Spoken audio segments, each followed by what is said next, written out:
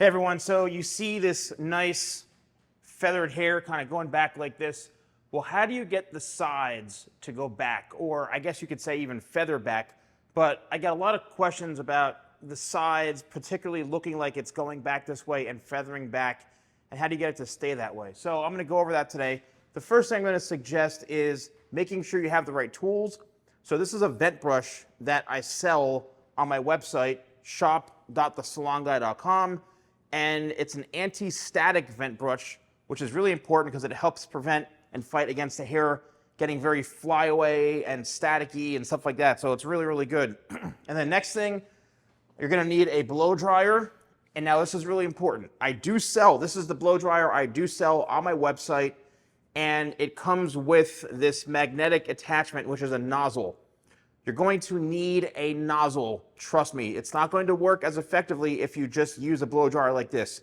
The nozzle helps direct the air and the heat in the direction that it needs to be without blowing the hair all over the place, okay? And then lastly, we're going to need my product Tidal Wave, which is my sea salt spray. So let's start with sea salt spray. Again, the hair is damp right now, so let's go.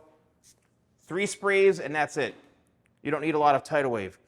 Now, the key to this, and it's going to require some technical skills, and you'll get better over time, is what you want to do is you want to kind of section the hair off and start in certain areas, because this is way too much hair at one time to start trying to style and manipulate. So I would say start with the bottom right here, or maybe just take half of a section and brush the hair out of the way.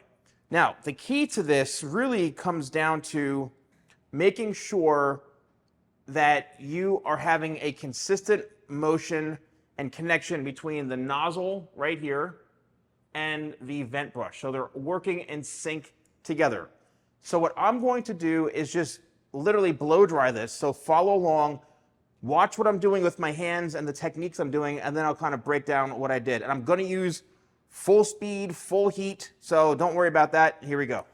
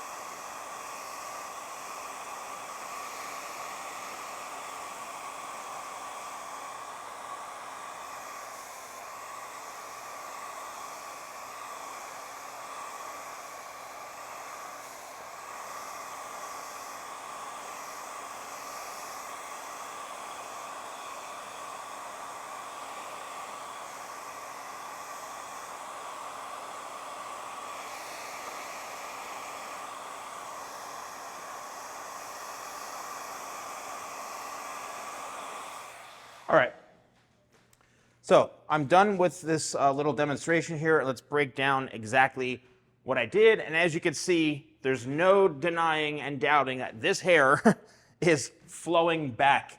All right, let's even turn this way so you can see. I mean, it's all going back like this.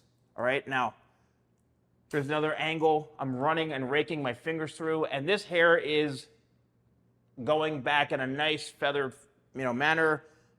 This is great if you want to have some volume. You can see we got a lot of volume here, even though I went back. Look at all the volume that we have in through here, and I could even lift my hands out like this, and it's very, very full, okay? Now, the reason that this is like this, first of all, the tidal wave. Tidal wave, my sea salt spray, is going to give the hair a good foundation for loading up that volume and getting that kind of grip in the hair that you need so it's not so fly away and so soft that it just falls flat.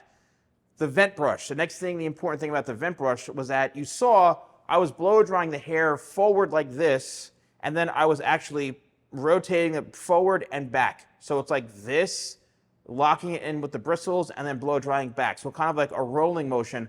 But what that's doing is it's getting volume at the root, as you can see right here, and then twisting away. You need to get that so you can manipulate the hair. You have to be able to manipulate and work the hair. It's like using an iron on a shirt to get those wrinkles out. You have to use the brush and the heat in order to really manipulate it. And also, again, I was blow drying upwards like this to get that sweeping kind of motion. And I mean, really, that's it. Now, it really depends on you if you want to put any sort of product in it. Again, you could put a paste in it, a pomade, but just remember that if you're looking for a lot of fullness, you may want to just use my locked hairspray or a little bit of hairspray just to hold it like this. Sometimes the minute you start putting products on it and you don't use them properly, you start matting the hair down and then it goes really, really close to the head. If you want to have it super close to the head, like you want to have a slick back look, then fine. Use like my crafted matte pomade. You can slick it back and it's going to help stay like this.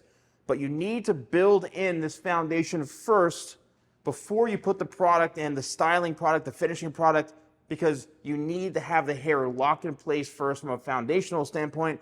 Then you can seal the deal with the hair product, and this should really help you. But again, a lot of it comes down to technique. Don't forget, use code YouTube20, that's YouTube20 at shop.thesalonguy.com if you want to use any of the products and tools I use today and that I always use in my videos. Let me know if you found this video helpful. Thanks for watching, and I'll see you soon.